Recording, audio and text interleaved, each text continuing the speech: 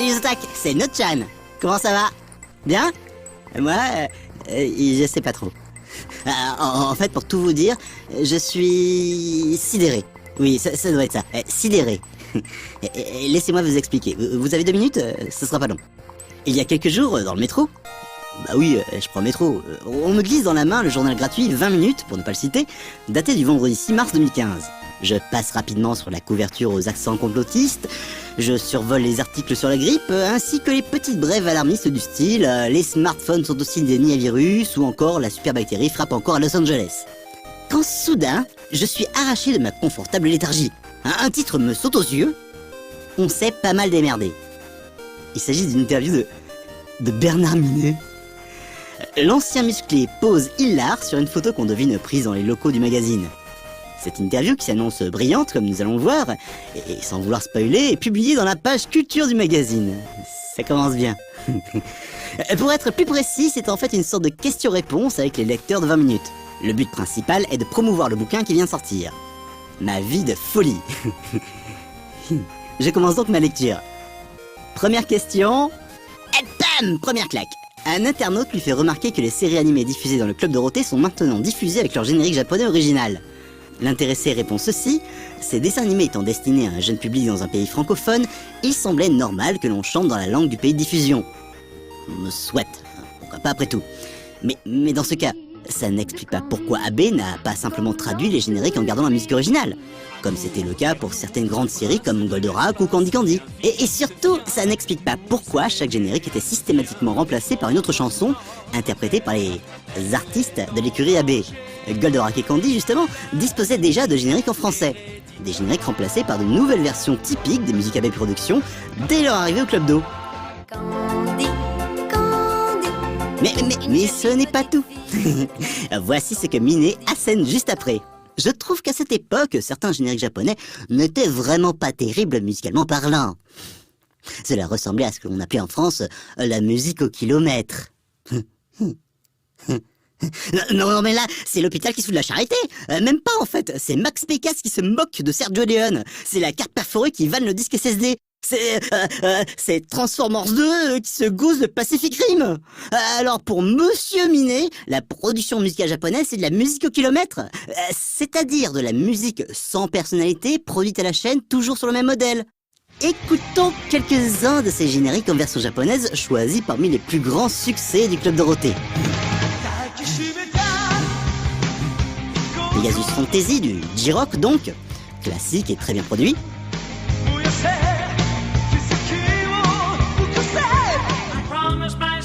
Maison Ikoku, Juliette je t'aime en français, dont l'un des openings d'une grande poésie reprenait un standard de Gilbert O'Sullivan, Alone Again.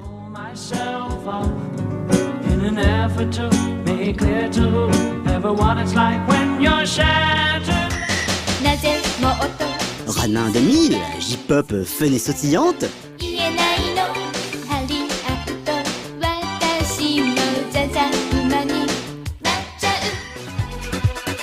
City Hunter, dont le premier ending fut longtemps l'anime song préféré des otaku français.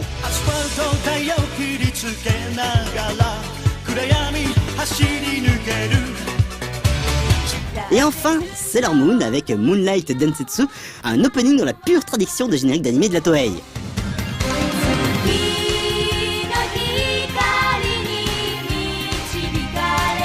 Et maintenant, exactement les mêmes génériques, mais version Club d'eau.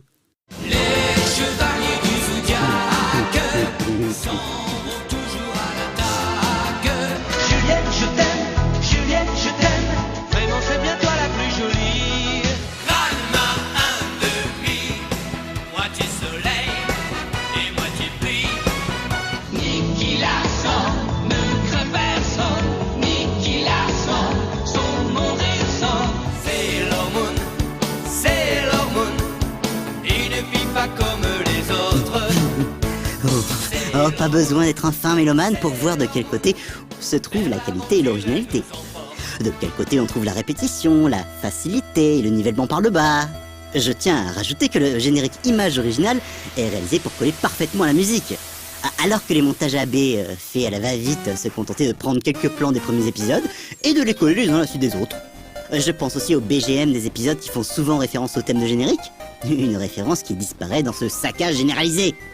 En fait, ce que Minet ne dit pas dans l'interview, c'est qu'à chaque diffusion d'une chanson à la télé, la SACEM récolte une partie des recettes de la chaîne qui la diffuse et la redistribue aux auteurs. La raison est donc toute simple. À chaque générique diffusé, c'est une somme d'argent qui va automatiquement dans la poche des auteurs de la chanson. Comme les droits SACEM sont proportionnels aux recettes publicitaires de la chaîne, passer sur TF1, surtout dans les années 80, c'est le jackpot. Forcément, d'un point de vue business, il vaut mieux faire un générique à la va-vite pour récolter les droits, plutôt que de laisser ses sous partir au Japon, là-bas. Sans compter les ventes de 45 tours qui rapportaient aussi beaucoup à l'industrie AB. Cette triste période est désormais derrière nous. Enfin, presque. Car notre chanteur continue à sévir un peu partout en France. Devant un parterre de tristes nostalgiques pour qui l'œuvre du bonhomme a toute légitimité dans le fracas de leurs souvenirs, de leur enfance regrettée. Finalement, tout le mépris que Minet a pour les génériques japonais, c'est une manière de s'alléger la conscience. Ce joyeux vandalisme cynique et systématique dont il ne fut finalement qu'un simple exécutant est plus acceptable si on refuse de reconnaître que ce sont d'œuvres dont il s'agit, et non pas de produits qu'on peut dénaturer comme on le souhaite. Et là, après l'énervement, on peut ressentir une certaine tristesse envers de nombreuses personnes qui auront vécu une grande partie de leur vie professionnelle en côtoyant un univers qu'ils n'ont finalement jamais réellement compris. Allez,